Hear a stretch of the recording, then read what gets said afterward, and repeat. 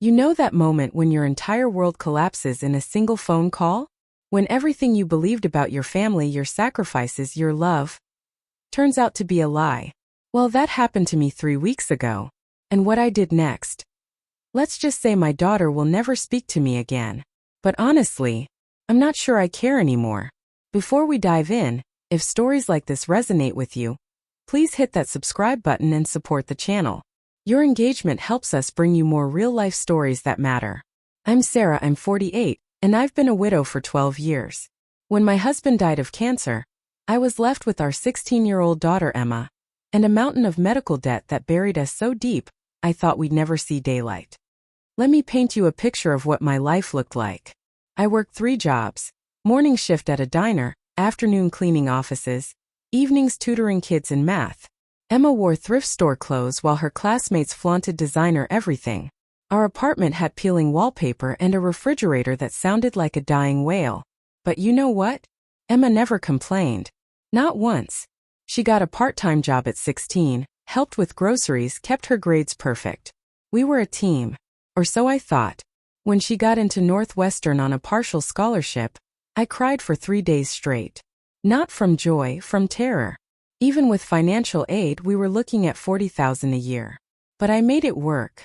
I took out loans, picked up extra shifts, ate ramen for dinner so she could have real food when she came home for breaks.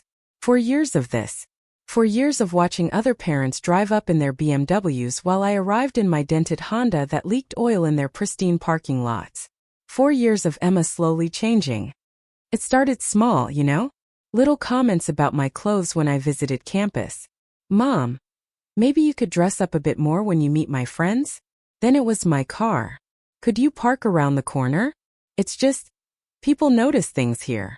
By her junior year, she'd stopped inviting me to campus events altogether. Parents' weekend? Oh, you don't need to come, Mom. It's really boring stuff. Her sorority formal? It's just for students and their dates. I told myself she was just growing up, finding her independence. That's what kids do, right? They pull away from their parents.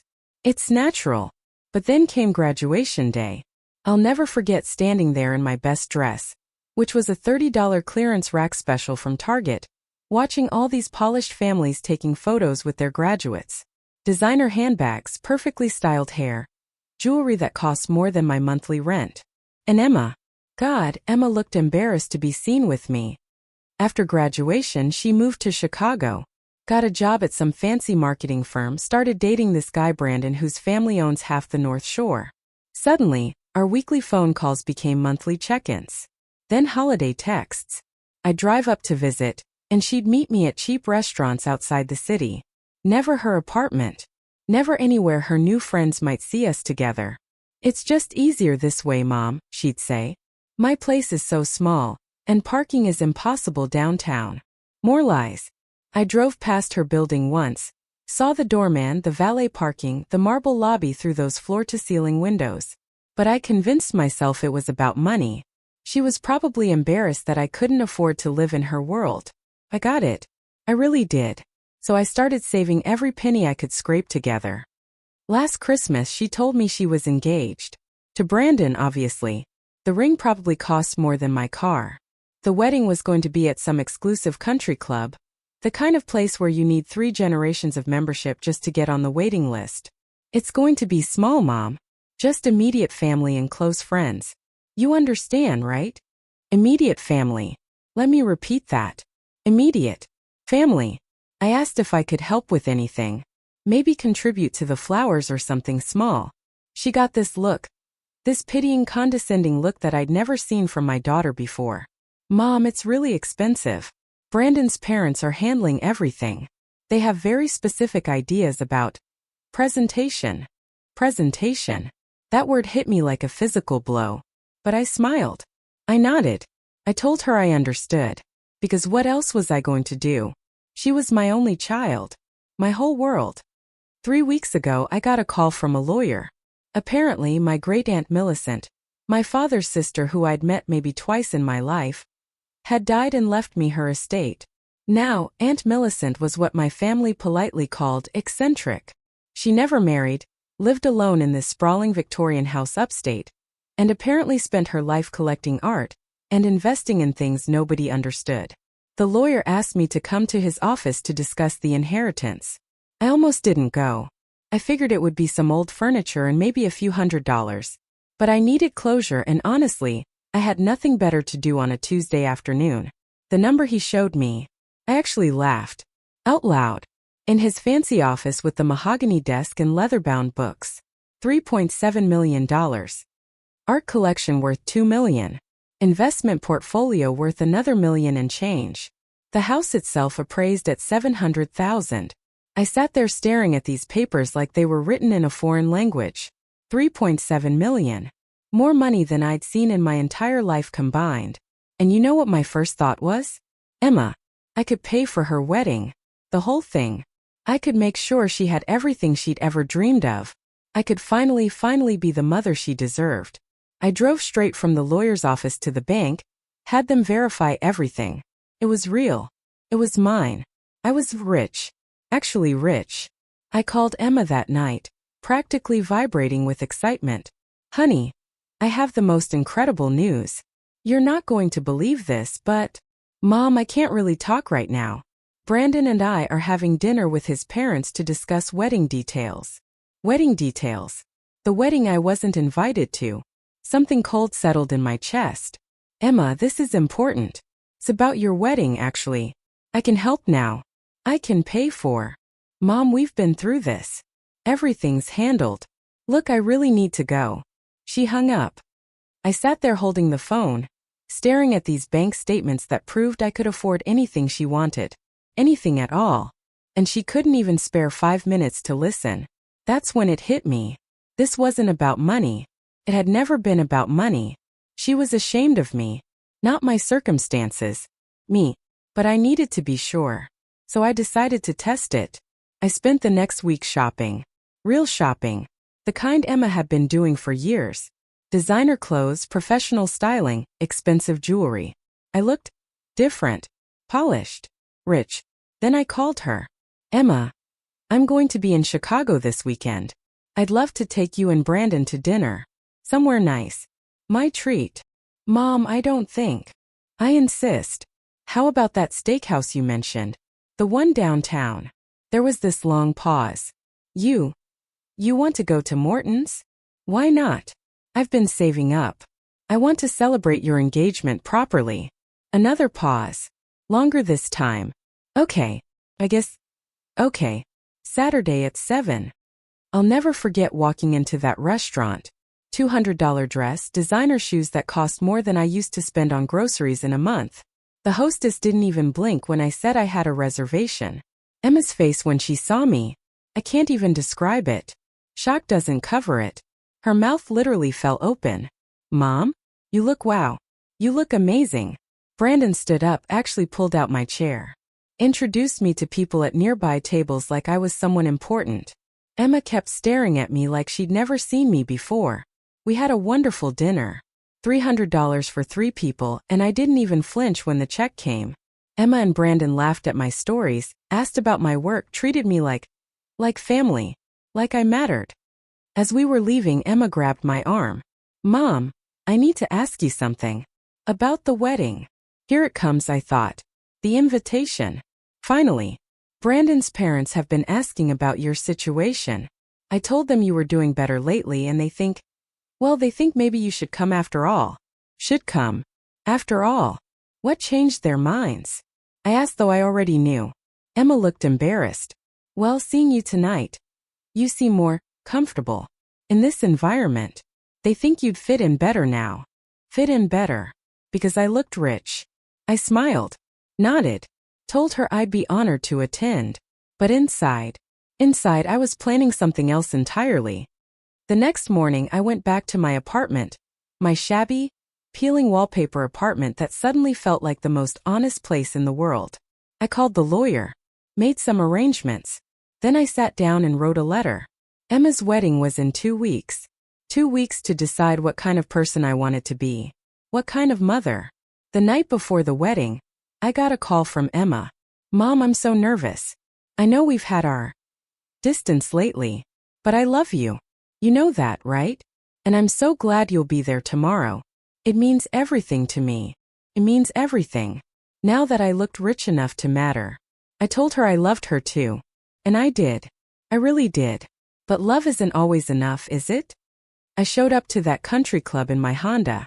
Peeling paint, oil leak, duct tape holding the passenger mirror on. Parked it right between two Bentleys in the main lot. I was wearing my old Target dress. The $30 one from her graduation. Hair pulled back in a simple ponytail. No makeup. No jewelry except my wedding ring. The one my husband bought me for $200 23 years ago. The doorman looked at me like I was lost. Asked if I was there for the catering staff entrance. No, I said. I'm the mother of the bride. You should have seen Emma's face when I walked into that reception hall. Horror doesn't begin to describe it. Pure, undiluted mortification. She rushed over, grabbed my arm, tried to pull me aside. Mom, what are you wearing? Where's the dress we saw you in last week? You look. You can't. People are staring. People were staring. All those perfectly dressed, perfectly polished people who had decided I was now worthy of sharing their air. This is who I am, Emma, I said quietly. This is who I've always been. The question is, do you love me anyway? The wedding was beautiful. Expensive flowers, designer everything, orchestra instead of a DJ. Emma looked stunning, absolutely radiant. And utterly, completely ashamed of her mother. During the father-daughter dance, which was actually a mother-daughter dance, since her father wasn't there to do it, she whispered in my ear. How could you do this to me? On my wedding day? How could you embarrass me like this? And that's when I told her. About the inheritance. About the $3.7 million sitting in my bank account. About the fact that I could have paid for this entire wedding without blinking. About how I tested her with that dinner. And she'd failed so spectacularly that it broke something in me I didn't even know could break. She stopped dancing. Right there in the middle of the floor with 300 people watching. You're lying. I pulled out the bank statement I'd printed that morning. Watched her face go through every emotion in the book. You're rich? You've been rich this whole time? And you let me... Oh God, Mom, why didn't you tell me? Because I wanted to know if you loved me when you thought I was poor. Turns out, you don't. Emma started crying. Right there in her $5,000 dress. In front of all those people who decided I wasn't good enough for their world. It's not about the money, she sobbed. It's about fitting in. About belonging. You don't understand what it's like to be embarrassed. To be embarrassed of your mother, I finished. Yeah, Emma. I understand perfectly now. Brandon appeared at our side, trying to salvage the situation. Mrs. Patterson, maybe we could talk about this privately. There's nothing to talk about, I said. I need to go. Emma grabbed my hand. Mom, please. Don't leave like this. We can fix this. I can change. I promise I can. But we both knew it was too late for promises. I kissed her forehead, told her I loved her, and walked out of that country club. Got in my dented Honda and drove home to my peeling wallpaper apartment. That was 3 weeks ago.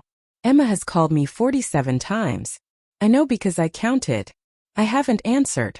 She's sent flowers, letters, emails. Even showed up at my apartment twice. I watched through the peephole as she stood there in her designer clothes, crying on my doorstep. But here's the thing. I'm not angry anymore. I'm just done. You can't love someone into loving you back. You can't sacrifice your way into matching to someone who's fundamentally ashamed of who you are. The inheritance? I'm donating most of it to organizations that help single mothers, kids who need college scholarships, families drowning in medical debt, people like who I used to be. Emma will probably never understand why I did what I did at her wedding. She'll tell people her mother lost her mind, became vindictive, ruined the most important day of her life. But sometimes the most loving thing you can do for someone is to stop enabling them to treat you badly. I still think about her every day. Wonder if she's happy with Brandon, if she ever thinks about those early years when it was just us against the world.